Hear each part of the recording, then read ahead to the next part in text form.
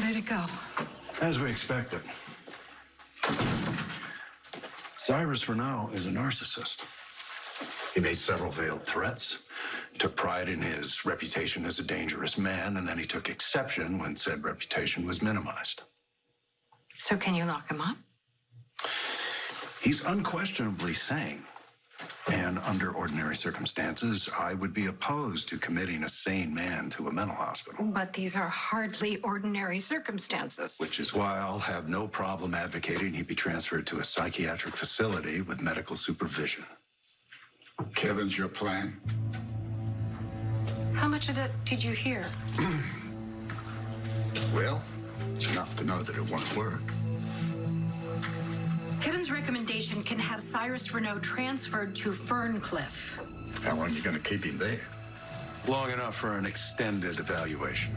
Look, all we want to do is keep the guy out of circulation long enough for the PCPD to establish a fresh case against him. Renault's lawyers are going to look at this and see it for the ploy that it is. To keep him behind bars when his sentence has already been vacated. Yeah, and we will just argue that we wanted him to get the care that he needed. But no doctor is going to argue that this is in Renault's best interests. It's exactly what I'll argue. Okay, Robert, I am not above doing whatever I have to do to keep this man off the streets. And that includes having him committed to Ferncliff. It's not going to work. Suggest I do, Robert. Sit back and let the guy go free? The justice system's not perfect, but we can't just disregard it. We're not. Even if there were no personal connection between any of us and Renault, even if he were some random vendetta-less drug lord, and the body count was made up of nothing but strangers, this is still a legitimate course of action. There's nothing to be happy about here. But get used to the fact that Cyrus is gonna get out.